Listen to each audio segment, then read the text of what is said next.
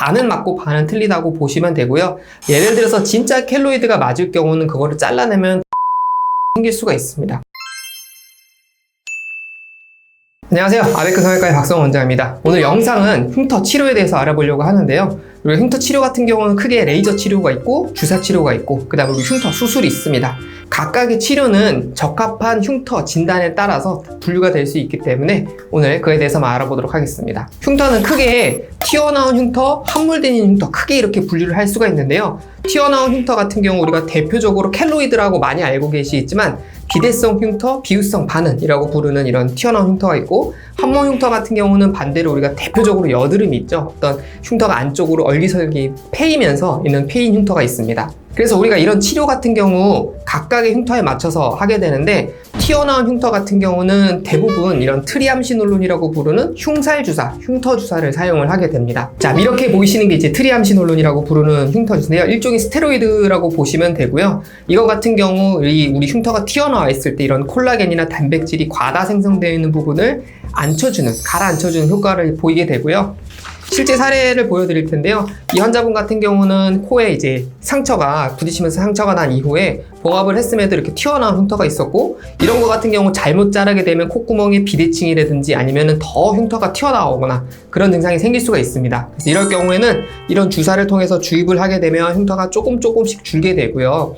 아무래도 이런 주사 치료 같은 경우 한 번의 효과가 이뤄지기 어렵기 때문에 보통 한 3주에서 4주 간격으로 한 5회에서 6회 정도 추천이 됩니다. 두 번째는 우리가 대표적으로 흉터 레이저가 있는데요. 흉터 레이저 같은 경우는 크게 우리 프락셔널 레이저라고 부르는 작은 구멍을 흉터 있는 부분에 구멍을 뚫어가지고 새로 콜라겐을 재생성시키는 방법이 있고, 혈관 치료, 혈관 레이저라 그래서 색소가 조금 빨갛거나 아니면은 과하게 조금 붉은색을 띠는 흉터 같은 경우 치료를 하게 됩니다.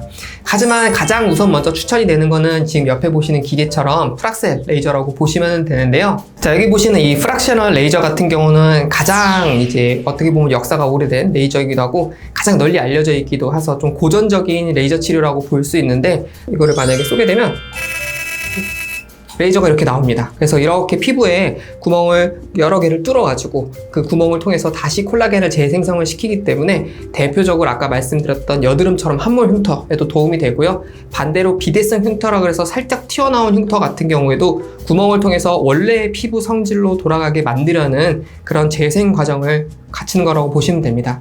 이런 프락셀 레이저 같은 경우는 아무래도 널리 알려져 있다 보니까 옛날 레이저라는 생각도 들고 그렇게 효과가 없는 거 아니야 이렇게 드실 수가 있고, 또 막상 치료를 해보시면 한 번으로 효과가 좋아지기보다는 5에서 6회, 경우에 따라서는 10번에서 12번까지 해야지 이제 눈에 띄는 효과를 느끼실 수가 있어서, 아무래도 이런 레이저를 쓴다 그러면은 이거는 옛날 레이저 아니에요 그러실 수 있는데, 우리가 이런 프락셀 레이저 치료를 할 때는 오히려 이렇게 전문가들이 모여서 만든 가이드라인이 있습니다. 이 가이드라인에서도 가장 먼저 얘기하는 것들이 이런 프락셀 레이저가 특히 수술 초기에 아니면은 봉합을 하거나 아니면 실밥 뽑고 나서 초기에 개입을 할수록 효과가 좋다라는 얘기들이 많이 나오고 있고요. 시기 자체는 보통은 흉터가 어느 정도 이제 증식기를 거쳐서 안정화되는 한 달째부터 하는 게 추천이 되고, 이 주기 자체는 보통 한 3주에서 4주 간격을 얘기하는데, 이 프락셀 레이저도 이제 에너지를 조절할 수가 있습니다. 우리가 덴시티라 그래서 얼마나 간격을 좁게 해서 구멍을 뚫는지, 깊이를 얼마만큼 하는지, 또 전달하는 에너지를 얼마만큼 하는지,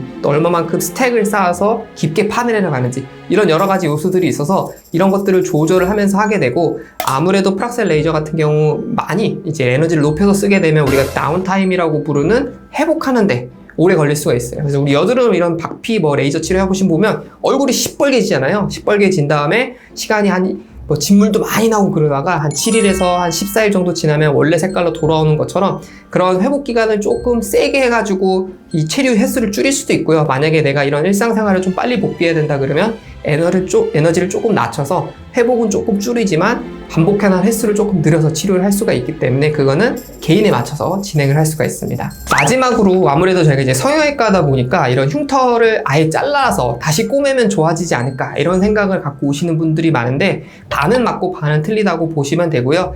예를 들어서 진짜 켈로이드가 맞을 경우는 그거를 잘라내면 더 커지는 경우가 생길 수가 있습니다. 그리고 우리가 흉터 수술 하나로 끝나는 게 아니라 이후에 다시 흉살이 쌓이거나 흉터가 튀어나오지 않도록 그 과정이 쭉 이어질 수가 있는데요. 지금 사례 환자분은 하나 갖고 왔고요. 이 환자분 같은 경우는 턱에 이 반영구 예전에 이물질을 넣은 경험이 있어서 그거를 제거 수술을 받았는데 입안 절개를 하지 않고 턱 밑에서 거의 한 10cm 가까이 굉장히 긴 흉터를 해서 제거를 했습니다. 그래서 일자 흉터가 아무래도 이렇게 보이면은 너무 잘 보이고 붉게 튀어나오고 가려움증이나 이런 게 있다 보니까 레이저 치료를 몇 번 했는데도 좋아지지 않아서 다시 재봉합하기를 원했고요. 이런 거를 제거를 할 때 우리가 흉터 성형술이라고 부르는 경우 단순히 일자로 잘라서 봉합하진 않습니다. 이런 거 같은 경우 우리가 W 플라스티, Z 플라스티라 그래서 말 그대로 W 형태의 모양 또는 Z 형태의 모양의 흉터 디자인을 하게 되고요. 이렇게 하는 경우는 우리가 아주 뭐 남자분들 같은 거 잘 알 수가 있겠지만 우리가 위장 패턴이라고 그러죠. 일자로 있을 때는 아무래도 잘 보이지만 이런 위장 패턴이 들어갔을 경우에는 이 흉터의 방향도 바뀌게 되고 피부가 당기는 방향도 하면서 상대적으로 눈에 덜 띄게 됩니다. 그래서 최종적으로 이렇게 봉합을 하고 나면 일자였던 것들이 지그재그, 지그재그, 지그재그, 지그재그 이런 형태로 봉합이 되게 되고 이 과정 자체는 아무래도 간단해 보일 수는 있지만은 굉장히 섬세하게 층별로 봉합을 해야 되고 또 절제를 할 때도 이런 것들 많이 고려를 하고 디자인도 고려를 해야 되기 때문에 좀 시간이 걸릴 수 있고요. 이제 수술하고 나서 한 달에서 두 달 정도 이제 레이저 치료를 하면서 보고 있는 경과인데 아무래도 첫 번째 일자 흉터 튀어나왔을 때보다는 훨씬 더 옅어진 거를 보실 수가 있어요. 그래서 이런 흉터 치료 같은 경우 뭐 마음 같아서는 그냥 흉살 다 잘라내고 꼬매면 좋아지는 거 아니야 그렇게 생각하실 수 있지만 목표 자체가 한 번 생긴 흉터는 옅어지게만 만들 수 있을 뿐이지 완전히 사라지게 하는 거는 불가능합니다. 그래서 이럴 경우에는 우리가 흉터 치료를 할 때 뭐 주사 치료나 수술이나 이런 레이저 치료를 아무래도 복합적으로 해야 되고 이것뿐만 아니라 댁에 가셔서 뭐 흉터 제품들이 많이 있잖아요. 흉터 연고라든지 붙이는 제품이라든지 이런 것들도 복합적으로 사용을 해야지 최종적으로 우리가 원하는 결과를 느낄 수가 있습니다. 그래서 이번 영상은 이 흉터 치료, 수술, 뭐 주사 치료, 레이저에 대해서 한번 쭉 알아봤는데요. 어느 하나가 골드 스탠다드, 우리가 완벽한 치료법은 없습니다. 가장 좋은 거는 흉터가 생기지 않게 예방하는 게 제일 좋고 흉터가 심해서 오신 분들한테도 이미 생긴 다음에 치료하는 경우는 굉장히 어렵기 때문에 우리가 조기에 개입하는 게 필요하고 어쩔 수 없이 뭐 다치거나 아니면 뭐 수술했는데 염증이 생겨서 그 부분이 흉터가 안 좋을 때에는 조금 적극적으로 개입을 해서 옅어지게 만들어서 최종적으로 눈에 안 보이게, 눈에 좀 덜 띄게 하는 거를 목표로 삼으면 좋을 것 같습니다. 영상 도움이 되셨다면 채널 구독, 영상 좋아요 함께 부탁드리겠습니다. 감사합니다.